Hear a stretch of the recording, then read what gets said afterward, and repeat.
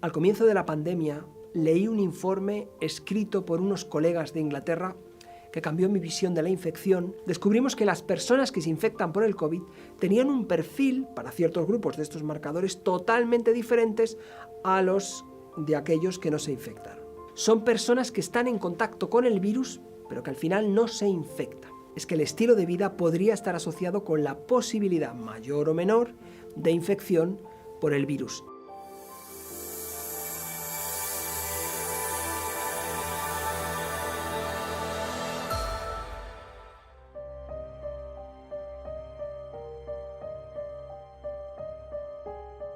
Al comienzo de la pandemia, leí un informe escrito por unos colegas de Inglaterra que cambió mi visión de la infección, ya que ellos calculaban, usando una serie de modelos matemáticos, el impacto global que tendría la infección en caso de no tomar ninguna medida. Es decir, en el caso de que la infección siguiera su curso natural sin que hiciéramos nada. Bueno, pues estos colegas encontraron que un 90% de la población mundial en este escenario se contagiaría. Sin embargo, un 10% permanecería sana. Uno puede pensar que estas personas sanas viven, en sitios remotos y que no tienen contacto con el virus, pero esto no es así. De hecho, son personas que están en contacto con el virus, pero que al final no se infectan. Claro, cuando vi esto, la primera pregunta que vino a mi mente es, ¿y por qué este 10% realmente no se va a infectar? De hecho, si miramos el arroz cero del virus, los resultados son muy interesantes y van un poco en esta línea. Tengo que explicar que el arroz cero es el número de personas que cuando están en contacto con alguien infectado se contagiarán. Generalmente se dice cuántas de cada 10 personas se infectan cuando una persona está en contacto con alguien infectado. Entonces, al comienzo de la pandemia, 3 de cada 10 que estaban en contacto con alguien infectado se contagiaban de COVID. Sin embargo, con Delta, esto cambia a unas 5 a 8 personas. Y con Omicron son 7. Es decir, 7 personas de cada 10 que están en contacto con alguien que tiene COVID se van a contagiar. Pero todavía quedan 3 personas que no se infectan. Mi pregunta es, ¿y por qué ocurre esto? ¿Será que siguen las medidas estándar de protección de manera concienzuda? Bueno, seguro que sí, pero cuando comencé este estudio descubrimos algo que era todavía más interesante. Las personas con un nivel socioeconómico más bajo, es decir, personas que son inmigrantes o personas con un nivel adquisitivo menor o menor nivel de educación, tenían tasas más altas de casos de infección, así como los síntomas que presentaban eran síntomas más graves, incluso fallecían más. Y es que el nivel socioeconómico determina un estilo de vida, porque si el poder adquisitivo de una persona es bajo, pues a su trabajo no va en su propio vehículo, sino va en transporte público, o su dieta estará condicionada por el dinero que gana y hay otros muchos factores. De hecho, he tenido acceso a los datos de los casos de contagios por zonas en una gran ciudad, no voy a decir la ciudad, pero es una gran ciudad, y en los barrios de esa ciudad donde hay personas que están al borde de la pobreza o que representan a una clase media trabajadora, se observa un incremento de los casos de COVID muy importante. De hecho, el virus se hace endémico en esas zonas. Cuando vimos todos estos trabajos y los datos compartidos por colegas nuestros, nos preguntamos en mi laboratorio, ¿será que el estilo de vida está asociado de alguna manera con la infección, con la posibilidad de contagio o incluso con la gravedad de los síntomas?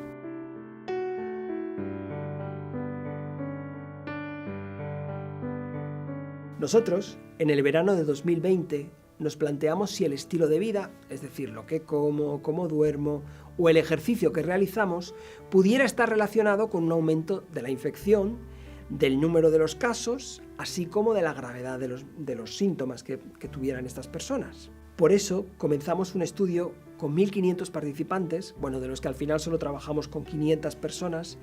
Estas personas habían pasado por las urgencias de un gran hospital en España. Algunos de estos pacientes se habían contagiado por el virus del COVID, pero otros no se habían contagiado, aunque habían estado en contacto con él. Un porcentaje de los participantes requirieron de hospitalización o de ingreso en la UCI y, desgraciadamente, algunos de ellos fallecieron. Nosotros lo que hicimos fue analizar unos marcadores que usamos de rutina en el laboratorio para medir lo bueno o lo malo que es el estilo de vida de una persona. En concreto, medimos 100 marcadores. Estos marcadores son marcadores objetivos, es decir, no son el fruto de un cuestionario donde la persona puede responder de una manera subjetiva y realmente nos dan una idea de cómo es el estilo de vida de la persona. Bueno, pues usando estos marcadores, que por cierto se miden en la sangre, descubrimos que las personas que se infectan por el COVID tenían un perfil para ciertos grupos de estos marcadores totalmente diferentes a los de aquellos que no se infectan. Es decir, las personas que no se contagian a nivel molecular y circulando en su sangre tienen ciertos marcadores asociados con el estilo de vida que no pueden aparecer y que no aparecen en los que sí se contagian. Luego, el estilo de vida realmente podría estar asociado con el riesgo de contagio.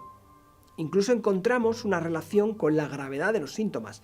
Los resultados de este estudio los acabamos de terminar ahora y los vamos a mandar a publicar en breve. Lo interesante de todo esto es que el estilo de vida podría estar asociado con la posibilidad mayor o menor de infección por el virus, incluso de la gravedad de síntomas. Para mí este es un indicio claro de que el contagio no es una lotería o que ocurre al azar.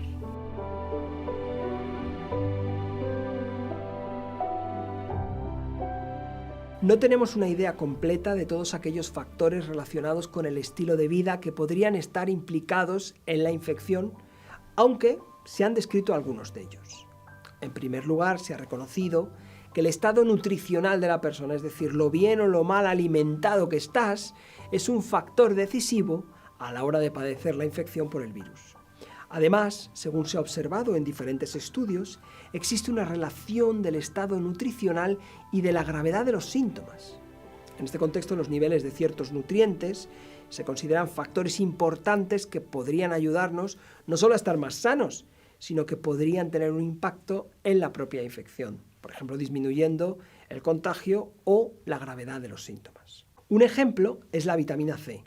Esta vitamina es esencial en muchos procesos en nuestro organismo, que por cierto están relacionados con la infección por el COVID. Por ejemplo, esta vitamina es importante en la función del sistema inmunológico, además favorece el aumento de anticuerpos o afecta la producción de citoquinas regulando su liberación. Por cierto, las citoquinas son señales de alarma que produce nuestro cuerpo y que en el caso particular del COVID aumentan tanto que pueden llegar a ser tóxicas. Y esto se relaciona con la gravedad de los síntomas o incluso con un desenlace fatal. La vitamina C regula también los niveles de histamina e incluso protege contra los efectos negativos de los radicales libres que se encuentran detrás de los síntomas respiratorios que ocurren en algunas personas, sobre todo síntomas respiratorios serios. Por ejemplo, el síndrome de distrés respiratorio que suelen padecer los pacientes de COVID y que necesitan ventilación asistida. Nuestro cuerpo utiliza la vitamina C durante las infecciones virales y esto se sabe porque durante una infección las células del sistema inmunológico consumen mucha vitamina C y además también durante la infección se observa que los niveles de esta vitamina en la sangre, por ejemplo, son bajos, pero se normalizan cuando la infección termina, lo que significa que durante la infección se consume una alta cantidad de esta vitamina. En el caso particular de la infección por COVID, la deficiencia en vitamina C es un factor común entre los pacientes.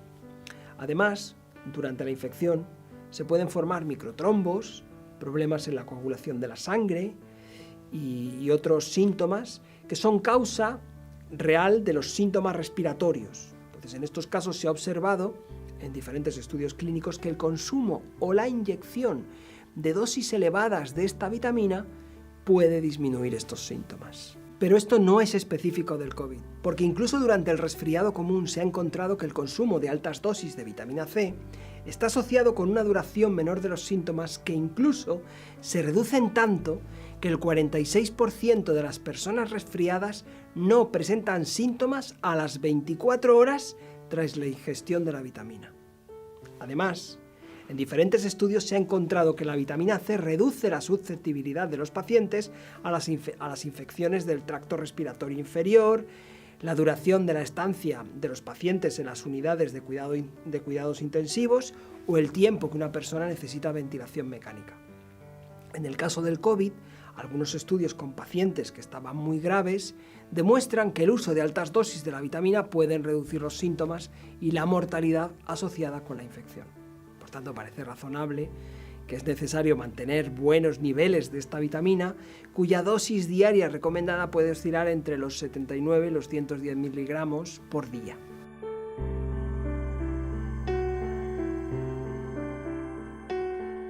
Se han propuesto diferentes vitaminas que pueden ayudar en la prevención y en el tratamiento del COVID. Algunas de ellas son la vitamina A, la vitamina E, las vitaminas del grupo B, especialmente la vitamina B1, la B2, la B3, la B9 y la B12. Por ejemplo, en el caso de la vitamina B12, se ha propuesto a la FDA, que es la agencia reguladora en los Estados Unidos, que se incluya esta vitamina junto con otros medicamentos para el tratamiento del COVID. Pero hay una vitamina especialmente en la que me gustaría concentrarme, que es la vitamina D, ya que es fundamental en multitud de procesos en nuestro organismo. De hecho, bajos niveles de esta vitamina están relacionados con el aumento de infecciones por virus o de enfermedades respiratorias, y también se relaciona con la mortalidad asociada con estos procesos. Además, la vitamina D regula la función del sistema inmunológico. Por ejemplo, se ha observado que su suplementación reduce el riesgo de tener enfermedades en las vías respiratorias. Por eso, al comienzo de la pandemia, se especuló que podría ser beneficiosa la infección por COVID-19.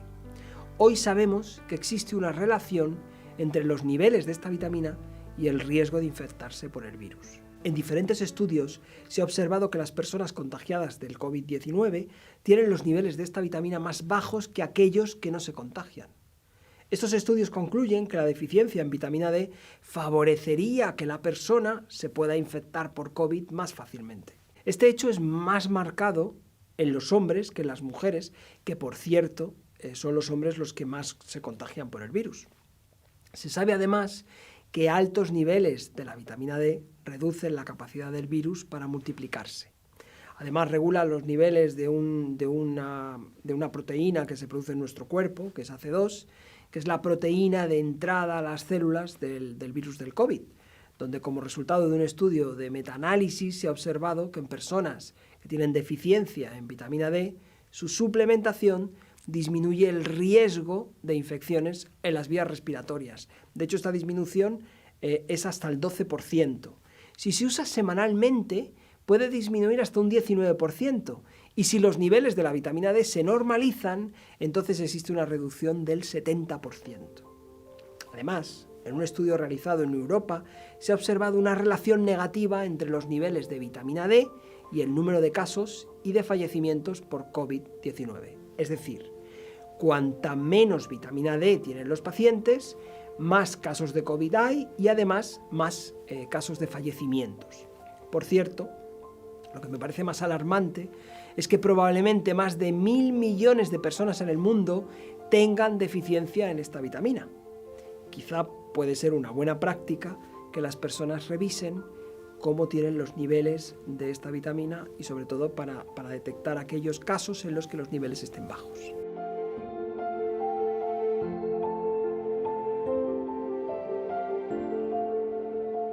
Podríamos hablar de otros muchos componentes en la dieta, que según se ha observado se asocian con el riesgo de contagio y la gravedad de los síntomas. Por ejemplo, la fibra de la dieta. Como resultado de su fermentación digestiva, pues se ha observado que mejora la función respiratoria. También el uso de probióticos o la suplementación con el aminoácido L-glutamina, cuya administración reduce el tiempo de estancia hospitalaria en pacientes que se han infectado por el COVID-19. Además de producir una menor severidad en los síntomas y una reducción muy importante de los ingresos en la UCI y de los fallecimientos. También podríamos hablar de minerales tales como el selenio, el magnesio o el zinc. Por ejemplo, la deficiencia en selenio induce defectos en el sistema inmunológico, lo que puede tener repercusiones serias en la infección por COVID. Pero es que además la deficiencia en selenio también favorece las mutaciones de virus de RNA, como es el caso del virus del COVID.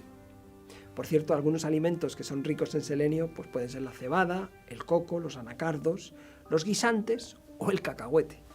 Otro mineral que creo que hay que destacar es el zinc. Este mineral es un componente de la dieta y presenta beneficios contra las infecciones virales, especialmente producidas por virus de RNA, como es el COVID. Además, se sabe desde hace décadas que el zinc regula la función del sistema inmunológico, En especial, la suplementación con zinc incrementa los niveles de ciertos componentes de las defensas que son imprescindibles para nuestra protección frente a las infecciones víricas. Por eso, desde el comienzo de la pandemia, se ha discutido el uso del zinc en la infección por el COVID. Esto tiene sentido porque algunos estudios muestran que altos niveles de zinc están asociados con una reducción en las infecciones. Por ejemplo, en personas mayores que recibieron durante un año suplementos de zinc, mis colegas investigadores encontraron una disminución de las infecciones al comparar los resultados con aquellos que no usaban el suplemento. En otro estudio se ha observado que los pacientes infectados por COVID-19 tienen niveles más bajos de zinc que los que no se contagian. Además, si los niveles de zinc son extremadamente bajos en la sangre, es decir, por debajo de 80 microgramos por decilitro, estos pacientes tienen más propensión a tener síntomas más severos y a permanecer más tiempo hospitalizados que aquellos pacientes que no tienen deficiencia en este mineral. Existe una relación entre los niveles de zinc y el riesgo de contagio o la gravedad de los síntomas. En otros estudios se ha observado que el uso de zinc incrementa la frecuencia de pacientes a los que se les da el alta hospitalaria, porque se reduce la necesidad de ventilación asistida en estos mismos pacientes. También, además, aparece una reducción del número de ingresos en la UCI y, por supuesto, hay una disminución de los fallecimientos asociados al propio COVID, a la infección. Actualmente se han registrado una gran cantidad de estudios clínicos donde se están dando suplementos de zinc a los participantes y se está evaluando su potencial en la prevención y en el tratamiento frente a la infección por el COVID. Incluso en algunos de estos estudios se está analizando el efecto del uso combinado del zinc, por ejemplo con la vitamina C o con el ácido graso omega 3. Independientemente de los resultados que se puedan obtener en estos estudios, me parece que es razonable asegurarnos unos niveles adecuados de zinc mediante nuestra dieta para que sea un factor no solo que nos permita tener una buena salud, sino también un factor en la prevención del COVID.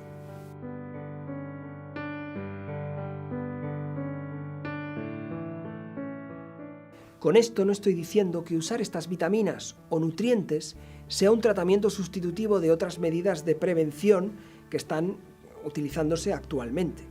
Realmente, lo que hemos visto en nuestros estudios con pacientes de COVID es que la huella molecular que deja el estilo de vida es diferente en los que se contagian frente a los que no se contagian. Es decir, ese contexto molecular que en nuestro organismo crea el estilo de vida puede ser más compatible o más incompatible desde el punto de vista molecular con el virus del COVID, lo que puede hacer que el virus pueda atacar con más facilidad o tenga más dificultades en infectarnos, en multiplicarse y en afectar a procesos importantes que al final van a ser los procesos que desencadenen síntomas graves o incluso el fallecimiento. Así que de lo que se trata aquí es de crear a través de estos nutrientes y por supuesto de una buena dieta, unas condiciones en el cuerpo que favorezcan la salud y que dificulten el proceso de la infección. Y no solo esto, sino que si nos infectamos tengamos síntomas muy leves o un tiempo de convalecencia muy corto. Todo ello gracias a garantizarnos un aporte continuo y unas dosis óptimas de estos y de otros nutrientes a través de una buena alimentación.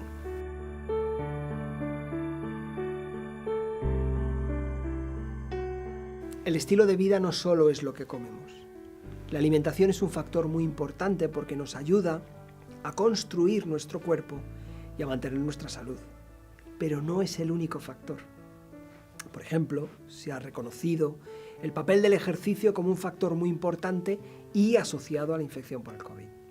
Un estilo de vida activo promueve la salud y regula la función del sistema inmunológico. El sedentarismo y las enfermedades asociadas favorecen un sistema inmune deficitario, aumentan los radicales libres y, en definitiva, favorecen el desarrollo de múltiples enfermedades. En el caso del COVID, especialmente, la ausencia de ejercicio combinada con otros factores favorece que se produzcan ciertos cambios a nivel molecular que van a beneficiar la progresión de la infección. Se ha demostrado que la práctica de ejercicio aeróbico favorece la mejora y la recuperación de los pacientes infectados por el COVID-19. Las personas que se han infectado por el COVID-19 suelen tardar hasta 2 años más o menos en recuperar la resistencia y la capacidad cardiorrespiratoria. Sin embargo, si tras la infección realizan ejercicios aeróbicos, ejercicios de resistencia o de fuerza, se recuperan del síndrome post-COVID muy rápido.